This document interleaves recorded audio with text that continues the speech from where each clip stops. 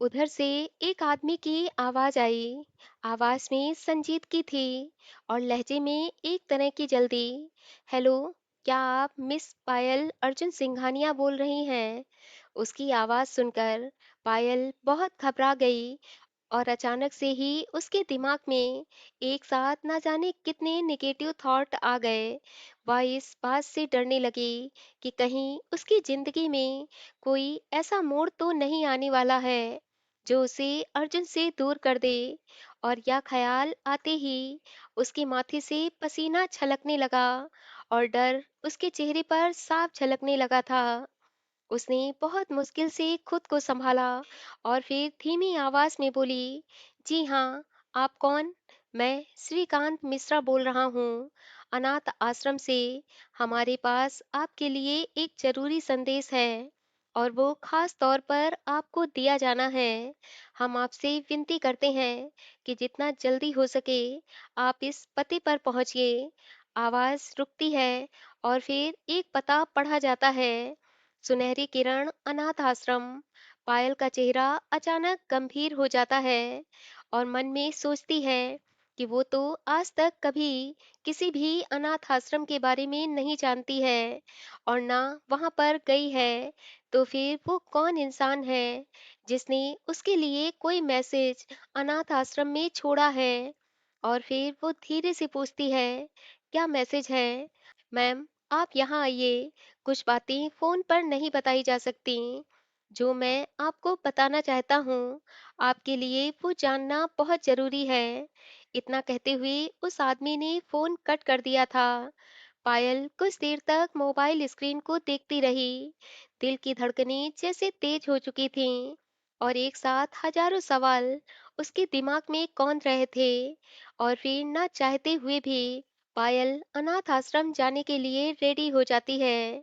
उसका मन तो करता है कि वो अर्जुन को सारी बात बताए, लेकिन ये सोचकर कि अर्जुन सुबह उसके रोने पर कितना परेशान हो गया था और जब ये सारी बातें उसे पता चलेंगी तो वो और भी ज्यादा परेशान हो जाएगा और अपना सारा काम छोड़कर वो भागते हुए उसके पास चेन्नई आ जाएगा।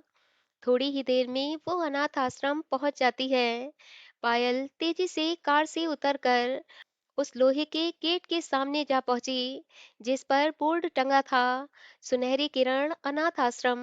गेट खोला गया और वह धड़कते दिल के साथ गेट के अंदर चली गई। सामने वही अधेड़ उम्र का व्यक्ति खड़ा था जिसने फोन किया था, श्रीकांत मिश्रा। पायल को देखकर वो धीरे से बोली, आप मिसेस पायल अर्जुन सिंघानिया हैं? जी, आपने फोन किया था।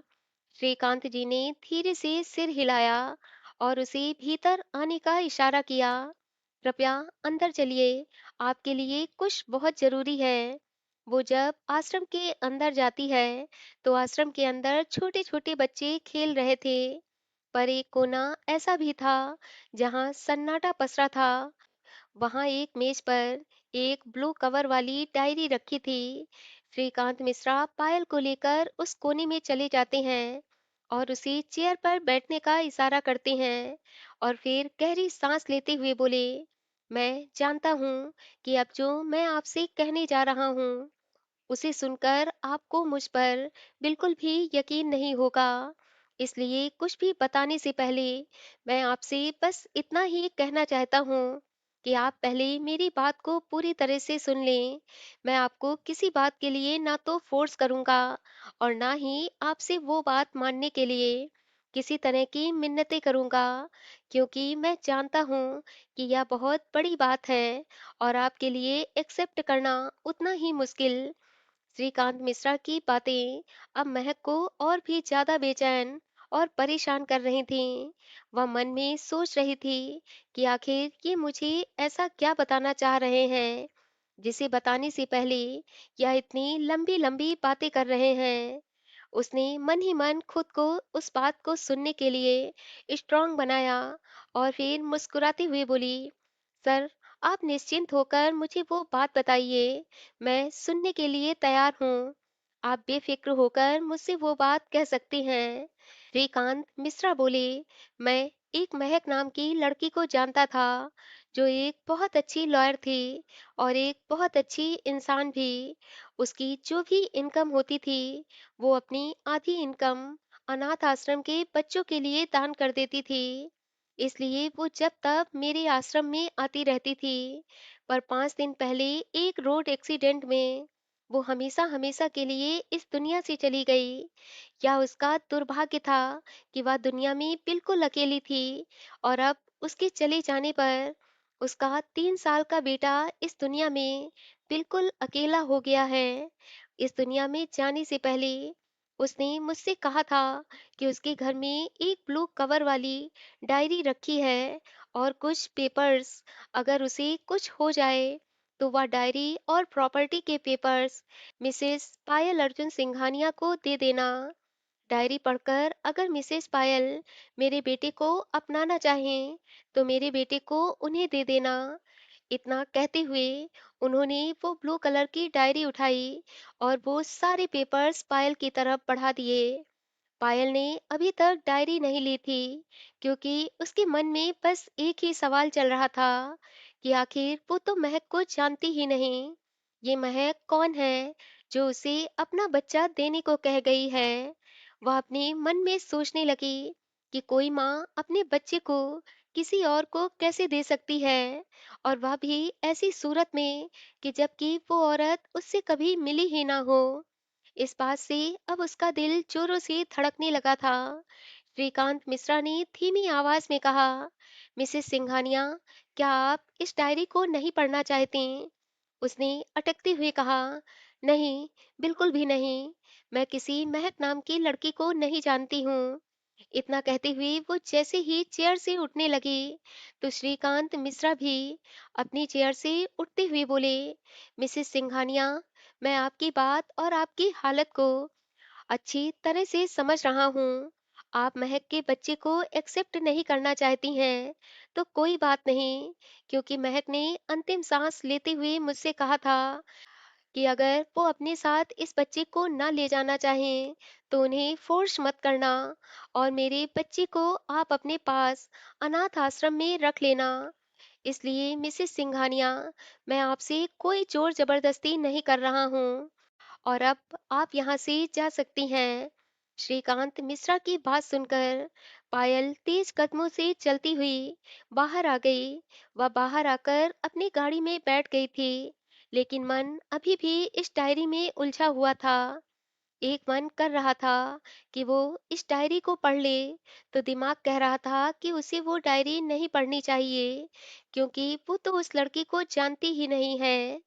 तो वह दूसरे के बच्चे और प्रॉपर्टी पर अपना हक क्यों दिखाए?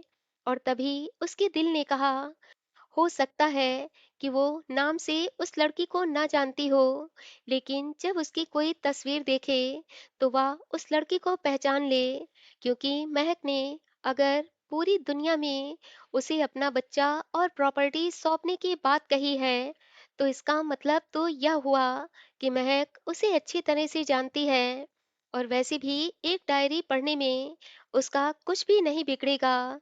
दिल और दिमाग की लड़ाई में उसका दिल जीत जाता है, और वह खुद से ही कहती है कि इंसानियत के नाते मुझे उस डायरी को पढ़ना चाहिए, क्योंकि अगर किसी इंसान ने अपनी जिंदगी के आखिरी समय में मुझे अपना समझकर मेरे लिए कोई मैसेज दिया है, तो मुझे उस मैसेज को जरूर पढ़ना चाहिए।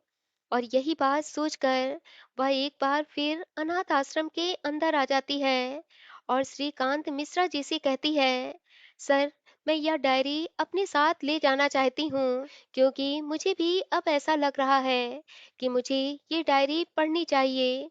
डायरी पढ़ने के बाद मेरा जो भी डिसीजन होगा, मैं आपको बता दूंगी, और यह डायरी मैं कल शाम को आपको लौटा दूंगी। तब तक के लिए आप महक के बच्चे को अपने पास ही रखिए। जी, बिल्कुल, आप महक के बच्चे की चिंता बिल्कुल भी मत करिए, क्योंकि महक मेरी बेटी के समान थी। आप अगर उसके बच्चे को एक्सेप्ट नहीं भी करेंगे, तो भी मैं उसके बच्चे को अपना बच्चा समझकर ही उसे अपने पास रखूंगा। पायल उनसे डायरी लेते हुए वो अपने मॉम के घर आ जाती है, जहां उसकी मॉम उसे देखकर बहुत खुश हो जाती है। थोड़ी इधर-उधर की बातें करने के बाद वो जब अपने कमरे में आती है, तो उस डायरी को देखकर उसका मन फिर उसी तरह बेचैन होने लगता है, जैसे सुबह के वक्त हुआ था और बार-बार यही ख्याल आने लगता है कि वो अर्जुन से दूर हो जाएगी। पर बहुत जल्द ही उसे अनुपमा जी की बात याद आती है और उन बातों को याद करके वो अपने मन को शांत करते हुए कहती है, ऐसा कुछ भी नहीं होगा। अर्जुन और मेरी मोहब्बत इतनी सच्ची और गहरी है कि दोनों की मोहब्बत के बीच में कोई तीसरा नहीं आ सकता। और फिर इसी विश्वास के साथ वह डायरी का पहला पेज खोलती है, तो उसमें एक बहुत ही खूबसूरत छोटे से बच्चे की फोटो होती है और इस फोटो के साथ दो तीन और पिक्चर्स होती है। एक पिक्चर्स में महक अपने प्यारे से बच्चे के साथ सेल्फी ले रही होती है। उस बच्चे को देखकर पायल उसके साथ अपना एक बहुत स्ट्रांग कनेक्शन फील करती है, इसलिए वो उसकी फोटो पर अपना हाथ फेरते हुए धीरे से कहती है, बच्चे, तुम तो बहुत क्यूट हो। अब आपकी मम्मा ने इस डायरी में ऐसा मेरे लिए क्या लिखा है, वह मुझे पढ़ना है। इतना कहते हुए वो जैसे ही दूसरा पेज खोलती है, तो उसमें लिखा होता है, पायल, मैं तुम्हारी लाइफ में इंटरफेयर नहीं करना चाहती हूँ और ना ही कभी भविष्य में करूँगी, पर एक माँ हूँ, इसलिए माँ होने के नाते हर पल एक डर मुझे सताता रहता है कि अगर कभी मुझे कुछ हो गया तो मेरे बच्चे का क्या होगा। और यह डर कभी-कभी मेरे दिलो दिमाग पर इस कदर हावी हो जाता है कि मेरी सोचने समझने की सारी शक्ति खत्म हो जाती है। शायद इस डर की वजह यह है कि मैं अनाथ आश्रम में रहने वाले बच्चों को बहुत करीब से देखा है और महसूस किया है कि जब एक बच्चे के पास उसके मम्मी पापा नहीं होते तो वह कितना अकेला होता है और वह एक ऐसी जिंदगी जी रहा होता है जिस जिंदगी में उसके माँ बाप का प्यार नहीं होता, उसकी अपनी फैमिली का साथ नहीं होता। इसलिए मैं आज इस डायरी में तुम्हें अपनी जिंदगी का वो राज बताने जा रही हूँ जिसे मैंने आज तक कभी किसी से नहीं बताया है। दुनिया वालों की नज़र में मैंने अपने बच्चे के पिता को यह कहकर इंट्रोड्यूस कराया है कि मेरे बच्चे का पिता फॉरेन में नौकरी करते हैं, इसलिए वो हम लोगों के साथ नहीं रहते। पर असलियत तो ये है कि मेरे बच्चे के लिए मैं माँ और बाप दोनों हूँ। मैं जानती हूँ कि तुम मुझे नहीं जानती और ना ही मेरे बारे में कुछ भी जानने के लिए इंटरेस्टेड हो, लेकिन फिर भी मैं तुम्हें बताना चाहती हूँ कि एक समय था जब मैं और अर्जुन एक ही कॉलेज में पढ़ते थे। मैं अर्जुन से बहुत प्यार करती थी और अर्जुन से शादी करने के सपने देखती थी, पर अर्जुन ने कभी भी ना तो मुझसे शादी का वादा किया और ना ही प्यार किया। ये बात मुझे अंदर ही अंदर बहुत परेशान करती थी। मैंने कई बार अर्जुन को प्रपोज किया तो अर्जुन ने ये कहकर मेरी बात टाल दी कि उसके दिल में मेरे लिए कोई फीलिंग्स नहीं है और ना वो कभी शादी करेगा। कॉलेज खत्म हुआ तो अर्जुन अपनी लाइफ में सेटल हो गया। एलएलबी की पढ़ाई करके मैं भी लॉयर बन गई। 5 साल बाद जब मैं अर्जुन से सिंगापुर में मिली तो अर्जुन और मैं एक दूसरे से मिलकर बहुत खुश हुए, एक दूसरे के साथ कुछ टाइम स्पेंड किया। उस समय अर्जुन की शादी नहीं हुई थी, इसलिए मैं थोड़ा उसके करीब आने लगी, क्योंकि जब वो मेरे साथ होता, मुझसे बातें करता, तो मुझे बहुत अच्छा लगता था। और एक शाम मैं उसके इतने पास आ गई कि हम दोनों के बीच की सारी दूरियां मिट गईं। मन के किसी कोने में यह उम्मीद जग गई कि शायद अर्जुन मुझसे शादी कर ले। पर उस रोज भी मुझे अर्जुन से रिजेक्शन ही मिला और उस दिन के बाद मैं फिर कभी अर्जुन से नहीं मिली। मैं चेन्नई आ गई और अर्जुन मुंबई लौट गए। हम दोनों की राहें अलग अलग थीं। मैंने डिसाइड भी कर लिया था कि अब मैं लाइफ में कभी भी अर्जुन से नहीं मिलूंगी। लेकिन 3 महीने के बाद जब एक दिन मुझे एहसास हुआ कि मेरे अंदर अर्जुन का अंश पल रहा है, तो मैं अर्जुन से मिलने के लिए गई, पर अर्जुन इंडिया में नहीं थे। मैंने उनके असिस्टेंट भास्कर से अर्जुन का नंबर लेना चाहा, तो भास्कर ने ये कहकर मुझे अर्जुन का नंबर नहीं दिया कि अर्जुन सर पूरी तरह से बदल गए हैं, क्योंकि वो पायल नाम की एक लड़की से बहुत प्यार करते हैं। और पायल अर्जुन को छोड़कर इसलिए गई है क्योंकि उसे अर्जुन की सारी सच्चाई पता चल गई थी। और इस बात से अर्जुन सर को इतना दुख हुआ कि उन्होंने मन में डिसाइड कर लिया कि आज के बाद वो अब किसी भी लड़की से नहीं मिलेंगे और वह अपनी सारी गलत हरकतों को छोड़ देंगे। उन्होंने डिसाइड भी किया है कि वो अगर लाइफ में कभी किसी से शादी करेंगे तो सिर्फ पायल से, वरना वो पूरी जिंदगी शादी नहीं करेंगे। अर्जुन के इस डिसीजन के बारे में मुझे पता चला तो मैं शॉक्ड रह गई। और तब मैंने सोचा कि अर्जुन जैसा इंसान अगर किसी लड़की के प्यार में खुद को इतना बदल सकता है तो इसका मतलब वो पायल से बेइंतहा मोहब्बत करता है। यह सब जानने के बाद मैं अर्जुन की लाइफ में कैसे एंटर कर सकती हूँ, उस सूरत में कि जब अर्जुन मुझसे प्यार ही नहीं करता और ना कभी करेगा। मैं जानती थी कि अगर मैं अर्जुन को अपनी प्रेगनेंसी के बारे में बताऊंगी तो अर्जुन मुझे जरूर अपना लेंगे। इस बात का मुझे 100% विश्वास था। इतना तो मैं अर्जुन के बारे में अच्छी तरह से जानती थी कि वो मेरी जिंदगी बर्बाद नहीं होने देता। पर मैं अर्जुन के साथ शादी करके जबरदस्ती रिश्ता नहीं बनाना चाहती थी। इसलिए मैं चेन्नई आ गई। मैं अर्जुन से बहुत प्यार करती थी, इसलिए मैं अर्जुन के बच्चे को खुद से अलग नहीं कर पाई, क्योंकि मन में लालच आ गया था कि अर्जुन न सही, कम से कम उसका बच्चा ही मेरे जीने का सहारा बनेगा। और सब कुछ भूलकर मैं अर्जुन के बच्चे के साथ अपनी जिंदगी के खूबसूरत पलों को जीने लगी। यह बच्चा सिर्फ मेरी जिम्मेदारी था। मैं जानती हूँ कि मैंने गलत किया। अर्जुन से बिना पूछे मैं उसके बच्चे को इस दुनिया में लेकर आई। पर यकीन मानो, उसके बच्चे को इस दुनिया में लाने के पीछे मेरा कोई गलत इरादा नहीं था। मैं बस उससे बेइंतहा प्यार करती थी और इसलिए मैंने ये कदम उठा लिया। कुछ दिनों बाद मुझे पता चला था कि तुम्हारी अर्जुन के साथ शादी हो गई और रिसेप्शन पार्टी है, तो उस पार्टी में मैं तुम्हें देखने के लिए आई थी। वैसे तो मैं वहां पर बहुत गुस्से में आई थी, लेकिन जब तुम्हें देखा तो मेरा गुस्सा शांत हो गया। और यह डर जो कभी कभी मेरे दिल को इस कदर परेशान कर देता था कि अगर मुझे कुछ हो गया तो मेरे बच्चे का क्या होगा, यह डर भी तुम्हें देखकर खत्म हो गया था। ना जाने क्यों उस पल मुझे लगा था कि अगर कभी मैं इस दुनिया में ना रही तो तुम मेरे बच्चे की माँ बनकर मेरे बच्चे को जरूर पाल लोगी। उस दिन मैंने ये डायरी लिखी थी और अंकल जी से कहा था कि अगर मुझे कुछ हो जाए तो ये डायरी पायल सिंघानिया के पास पहुंचा देना। अब एक आखिरी बात, अगर तुम चाहो तो यह राज अर्जुन को बता सकती हो और मेरे बच्चे को अपने घर ले जा सकती हो। लेकिन अगर तुम्हारा मन ना हो और तुम मेरे बच्चे को एक्सेप्ट नहीं करना चाहती हो तो यह राज कभी भी अर्जुन को मत बताना। ये राज सिर्फ तुम और मैं जानती हूँ, इसके अलावा तीसरा कोई भी नहीं जानता।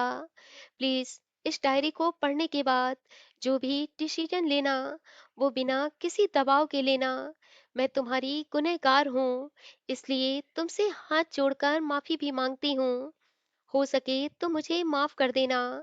महक डायरी के एक एक शब्द को पढ़कर पायल को अपने दिल में बहुत कुछ टूटता हुआ महसूस हो रहा था।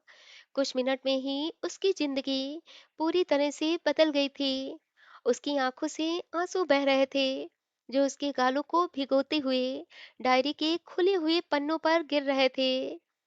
उसका मन कर रहा था कि वो अभी इसी वक्त ऐसी जगह पर चली जाए जहां उसे कोई भी जानता ना हो और अर्जुन का बीता हुआ कल जो आज उसके सामने खड़ा है उससे उसे नजरें ना मिलानी पड़े।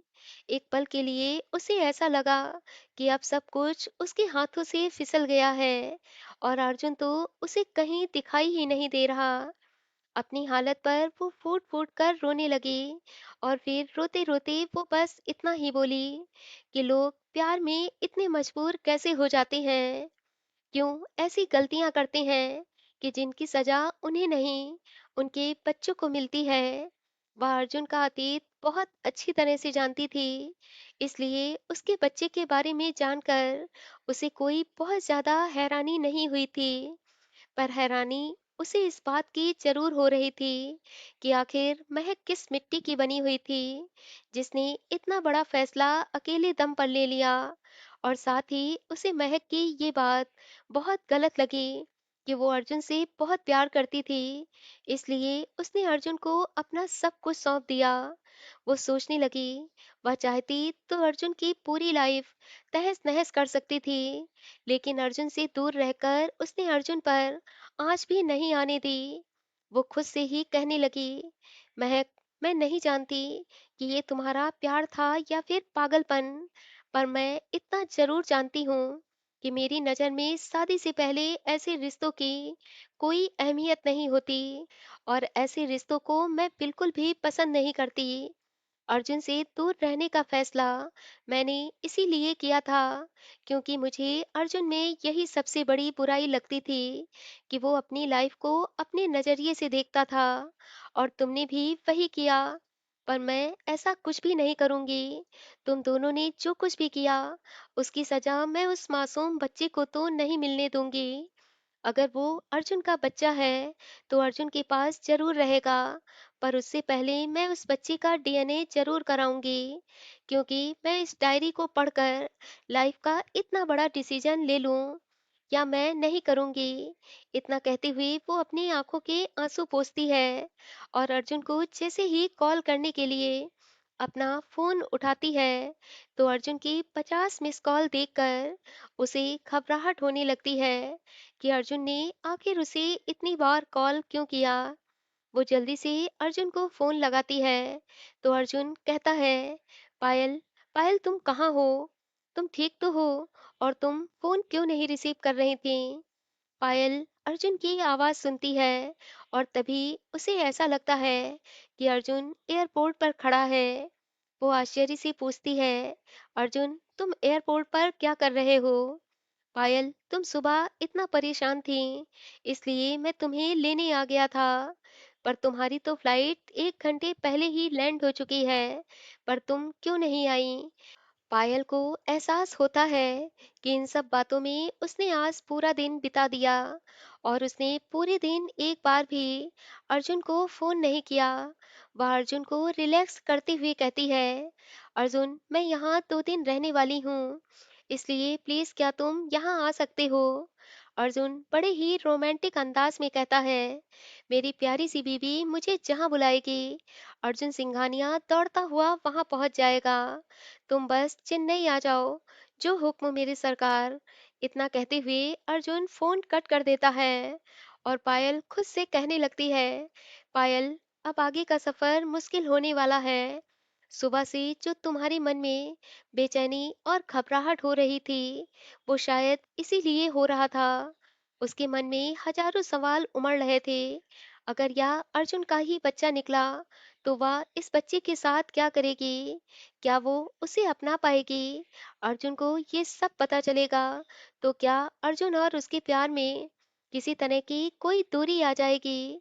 और तभी उसे अर्जुन की वो बातें याद आती हैं, जब अक्सर अर्जुन अपने अतीत की बातें याद करते करते पायल से बार बार माफी मांगने लगता है और कहता है कि पायल, ये मेरी वो गलतियां हैं कि अगर कभी लाइफ में मेरे सामने मेरे अतीत की गलतियां आकर खड़ी हो जाएंगी, तो मैं तुमसे नजर नहीं मिला पाऊंगा, क्योंकि मैं जानता हूँ कि उस दिन तुम्हारी नज़रों में मेरे लिए प्यार नहीं सिर्फ नफरत होगी, और जब मैं तुम्हारी आंखों में अपने लिए नफरत देखूंगा, तो वो दिन मेरी जिंदगी का आखिरी दिन बन जाएगा। पायल उसे शांत करते हुए कहती है, नहीं अर्जुन, तुम ऐसा क्यों सोचते हो? तुमने मुझे अपने बारे में सब कुछ बता दिया है, और सबसे बड़ी बात, अब तुम बदल गए हो, इसलिए मैं तुमसे कभी नफरत नहीं कर सकती। मेरे दिल में आज भी तुम्हारे लिए प्यार है, और कल भी रहेगा। यही बात सोचकर वो खुद से कहती है, जब अर्जुन को इस बच्चे की सच्चाई पता चलेगी, तो वो कैसे रिएक्ट करेगा। अगली सुबह अर्जुन चेन्नई पहुंच गया था। जैसे ही उसने पायल को देखा, तो उसके उदास चेहरे को देखकर वो उसे अपनी गोद में उठा लेता है और मुस्कुराते हुए कहता है, मेरी जान, मुझसे इतनी मोहब्बत करती हो कि एक दिन मैं तुमसे दूर क्या रहा कि तुम्हारा तो चेहरा ही उदास हो गया।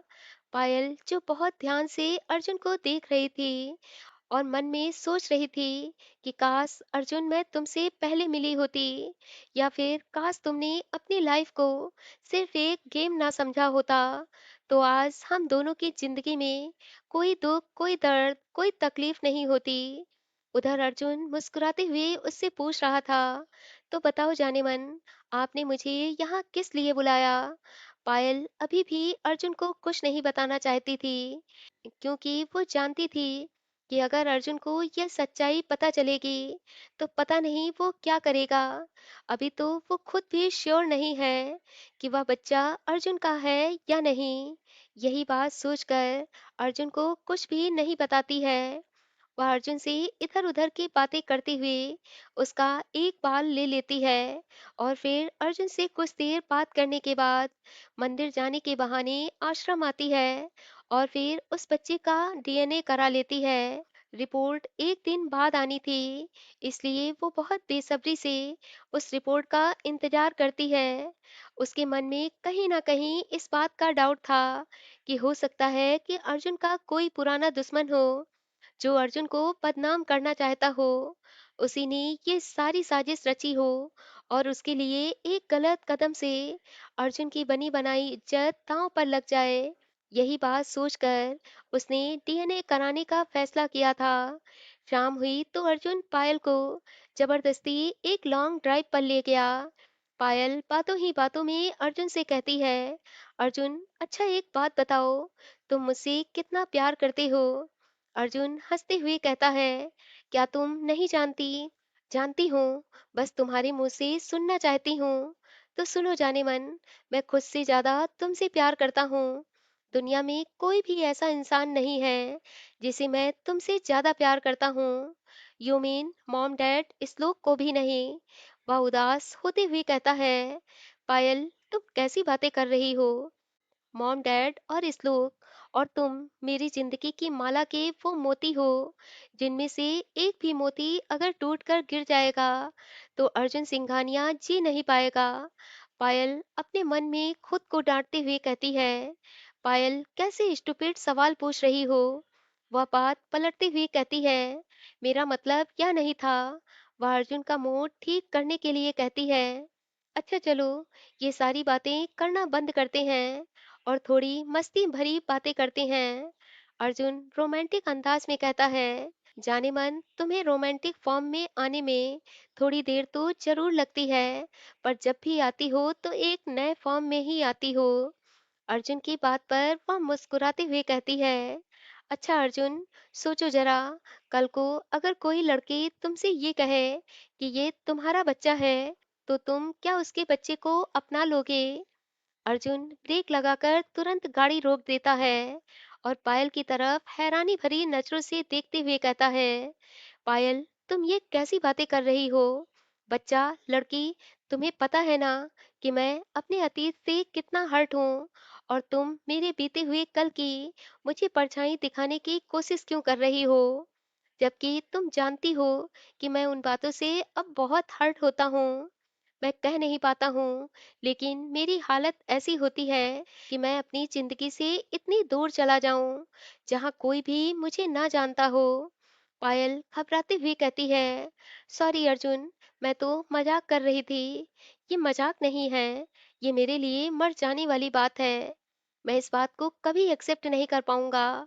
मैंने जो कुछ भी किया है, उस बात का मुझे बहुत गिल्ट है, और वह गिल्ट जब मुझे याद आता है, तो मैं पल पल जलने लगता हूँ। इसलिए प्लीज आज के बाद कभी मुझसे ऐसी बातें मत करना, वरना पायल, मैं यह नहीं जानता कि मैं क्या कर बैठूंगा। उसकी बातें सुनकर पायल के माथे पर पसीना आ जाता है। वो सोचती है, एक जरा सी बात ने अर्जुन को इतना परेशान कर दिया। और सोचो जरा, जब अर्जुन को यह सच्चाई पता चलेगी तो अर्जुन की क्या हालत होगी। वह खुद से कहती है, कहीं ऐसा ना हो कि अर्जुन इस सच्चाई को स्वीकार ही ना कर पाए और वो मुझसे इतनी दूर चला जाए कि वो दोनों फिर जिंदगी में कभी एक दूसरे को ना देख पाए। ये ख्याल आते ही पायल की आंखों से आंसू बहने लगते हैं। तो अर्जुन को लगता है कि पायल उसकी बात पर रो रही है। वह पायल को गले लगाते हुए कहता है, सॉरी पायल, मैंने तुम्हें हर्ट कर दिया, पर मैं क्या करता। तुम्हारी बात सुनकर मुझे बहुत दुख पहुंचा। बस इसी वजह से मैं तुमसे यह सब कह गया। प्लीज यार, आज के बाद कभी मुझसे ऐसी बातें मत करना। मेरी दुनिया सिर्फ तुम हो और मेरा बच्चा सिर्फ हम दोनों का होगा। यही सच है और यही सच रहेगा। और फिर वो पायल का माइंड डाइवर्ट करने के लिए कहता है, वैसे तुमने बच्चों वाली बात की है तो अब मुझे भी लग रहा है कि हम लोगों को बेबी प्लान करना चाहिए। पायल उसकी बात पर हल्का सा मुस्कुरा देती है। कुछ ही देर में वो दोनों घर आ जाते हैं। पायल का मूड बहुत खराब था और मन उदास, इसलिए अर्जुन के कमरे में आने से पहले ही वो सोने की एक्टिंग करने लगती है। अर्जुन जब कमरे में आता है तो पायल को आंखें बंद किए हुए देखकर उसके सर पर हाथ फेरते हुए कहता है, सॉरी पायल, मैंने आज तुम्हारे साथ इतनी ऊंची आवाज में बात की, पर जान मैं क्या करता। मैं उस बात को बर्दाश्त ही नहीं कर पाया। और फिर वो उसके माथे पर एक प्यार भरा स्पर्श करते हुए कहता है, आई लव यू जान, मैं तुम्हें कभी खुद से दूर नहीं जाने दूंगा। पायल जो आंखें बंद किए सोने की एक्टिंग कर रही थी, वह अर्जुन के इन प्यार भरे शब्दों को सुनकर बहुत इमोशनल हो गई थी। उसने बहुत मुश्किल से खुद को संभाला और आंखें बंद किए हुए लेटी रही। अर्जुन थोड़ी देर बाद बेड पर आया और उसे अपनी बाहों में भरकर वो भी सो गया। पायल की आंखों में नींद नहीं थी। जब कुछ देर तक उसे नींद नहीं पड़ी और उसने देखा कि अर्जुन अब गहरी नींद में सो चुका है, तो वो धीरे से अर्जुन से अलग हुई और चुपचाप बालकनी में आकर खड़ी हो गई और मन में कहती है, काश वो रिपोर्ट निगेटिव हो, काश महक की बातें सब झूठी हों, उसकी बातों में जरा सी भी सच्चाई ना हो। अपने मन में वो ये सारी प्रार्थनाएं कर तो रही थी, पर उसका मन अच्छी तरह से जानता था कि इंसान अपने आखिरी समय में इतना बड़ा झूठ नहीं बोलता है। वह घंटों बालकनी में बैठी रही, यही सब बातें सोचती रही। सुबह के 4 बजे तो वह आकर बेड पर लेटी। अगली सुबह जब आंखें खुली तो अर्जुन और पायल की माँ किचन में खड़ी ब्रेकफास्ट बना रहे थे और वह अपनी आंखें मलते हुए जब किचन में पहुंची तो अर्जुन ने मुस्कुराते हुए कहा, गुड मॉर्निंग डियर वाइफ। इतना कहते हुए उसने पायल को गले से लगा लिया तो उसकी माँ मुस्कुराते हुए कहने लगी, पायल, तुमने पिछले जन्म में जरूर मोती दान किए होंगे या फिर कोई ऐसा भला काम किया होगा जिससे तुम्हें इतना प्यार करने वाला पति मिला है। मेरा दामाद तो तुम पर अपनी जान निछावर करता है। अर्जुन उन्हें भी अपने गले से लगा लेता है और मुस्कुराते हुए कहता है, मम्मी, प्यार क्यों नहीं करूंगा, क्योंकि अब तो यही मेरी दुनिया है और पायल ने मुझे उस सच्ची खुशी से मिलवाया है जिसे मैं कब से तलाश कर रहा था। धीरे धीरे सुबह के 11 बज गए थे और पायल काम का बहाना करके रिपोर्ट लेने लैब चली गई थी। और जैसे ही रिपोर्ट उसके हाथों में आई तो उसने कांपते हाथों से रिपोर्ट को पढ़ा। तो रिपोर्ट पढ़कर उसके कदम डगमगाने लगे। एक पल के लिए उसे ऐसा लगा कि अगर वो चेयर का सहारा नहीं लेगी तो वहीं धड़ाम से गिर जाएगी। वो जल्दी से चेयर पर बैठ जाती है और सबसे नजरें चुराते हुए अपनी आंखों के आंसू पोंछते हुए कहती है, महक, तुम्हारी एक एक बात सही है। तुमने मुझे अपने बच्चे की रिस्पॉन्सिबिलिटी दी है, तो मैं मरते दम तक इस रिस्पॉन्सिबिलिटी को निभाऊंगी। इतना कहते हुए वो सीधे आश्रम आती है और वहाँ श्रीकांत मिश्रा जी से कहती है, मैं इस बच्चे को अडॉप्ट करूंगी, लेकिन 1 महीने के बाद। आप सारे पेपर वर्क तैयार करवा दीजिए। दोस्तों, क्या पायल अर्जुन के बच्चे को अपना पाएगी? और क्या होगा जब अर्जुन को पता चलेगा कि ये बच्चा उसका है? जानने के लिए कहानी का अगला पार्ट जरूर सुने, क्योंकि कहानी अब बहुत इंटरेस्टिंग मोड़ पर है, जहाँ एक तरफ आपको पायल का बेइंतहा प्यार दिखेगा, तो दूसरी तरफ अर्जुन की थोड़ी बेचैनी। और इस बेचैनी में अर्जुन बेचारा क्या करेगा? और हाँ दोस्तों, कहानी अच्छी लगे तो प्लीज़ कहानी को लाइक करें, वीडियो को शेयर करें और कहानी के प्रति एक प्यारा सा कमेंट कमेंट बॉक्स में करना बिल्कुल भी ना भूलें, क्योंकि आपके प्यारे प्यारे कमेंट्स पढ़कर मुझे बहुत खुशी होती है। सो प्लीज़ दोस्तों, कमेंट करिए और चैनल को सब्सक्राइब करिए, ताकि ऐसी ही प्यारी प्यारी कहानियाँ आप तक पहुँचती रहें।